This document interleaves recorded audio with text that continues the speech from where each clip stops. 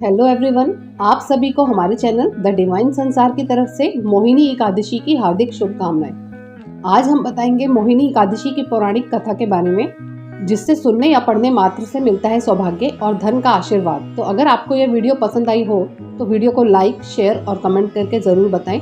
यदि channel subscribe नहीं किया है तो वह भी ज़रूर कर लें, ताकि आने वाले हर वीडियो की नोटिफिकेशन आपको सबसे पहले मिले। साथ में बेल आइकन को भी प्रेस कर लें। आइए शुरू करते हैं कथा। पौराणिक मान्यताओं के अनुसार मोहिनी एकादशी की कथा महर्षि वशिष्ठ ने प्रभु श्री रामचंद्र जी से कही थी। धार्मिक ग्रंथों में मोहिनी एकादशी की तिथि अत्यंत शुद्ध तथा पवित्र मानी गई है। इस एकादशी के दिन व्रत उपवास रखने से यह पूरे वैशाख मास के दान का पुण्य देती है। वैशाख मास की शुक्ल पक्ष की यह एकादशी समस्त पाप और दुखों का नाश करने वाली तथा सौभाग्य और धन का आशीर्वाद देने वाली मानी गई है। इसका व्रत करने से मनुष्य सब मोहजाल से मुक्त हो जाता है।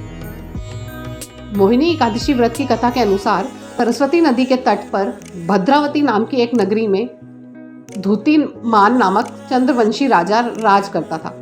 वहां धन धान्य से संपन्न व पुण्यवान धनपाल नामक वैश्य भी रहता है। वह अत्यंत धर्मालु और विष्णु भक्त था। उसने नगर में अनेक भोजनालय, प्याऊ, कुएं, सरोवर, धर्मशाला आदि बनवाए थे। सड़कों पर आम, जामुन, नीम आदि के अनेक वृक्ष भी लगवाए थे। उसके 5 पुत्र थे: सुमना, सद्बुद्धि, मेधावी, सुकृति और दृष्ट बुद्धि। इनमें से 5वां पुत्र दृष्ट बुद्धि महापापी था। वह पितृ आदि को नहीं मानता था। वह वैश्य, दुराचारी मनुष्यों की संगति में रहकर जुआ खेलता और पर स्त्री के साथ भोग विलास करता रहता तथा मद मांस का सेवन करता था। इसी प्रकार अनेक कुकर्मों में वह पिता के धन को नष्ट करता रहता था। इन्हीं कारणों से त्रस्त होकर पिता ने उसे घर से निकाल दिया था। घर से बाहर निकलने के बाद वह अपने गहने कपड़े बेचकर अपना निर्वाह करने लगा। जब सब कुछ नष्ट हो गया तो वैश्य और दुराचारी साथियों ने उसका साथ छोड़ दिया। अब वह भूख प्यास से अति दुखी रहने लगा। कोई सहारा न देख चोरी करना सीख गया।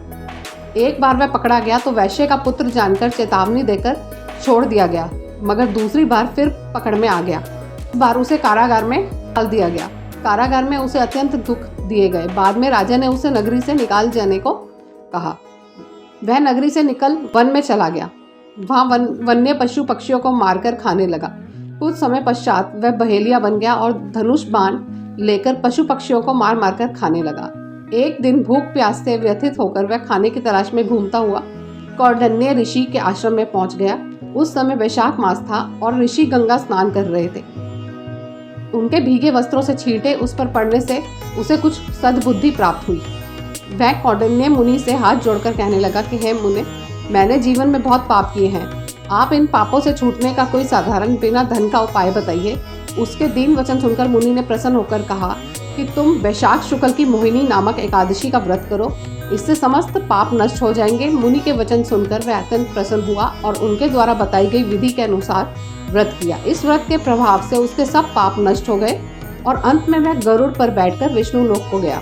अतः इस व्रत से मोह आदि सब नष्ट हो जाते हैं। संसार में इस व्रत से श्रेष्ठ कोई व्रत नहीं है। इसके महात्म्य को पढ़ने से अथवा सुनने से 1000 गौ दान का फल प्राप्त होता है।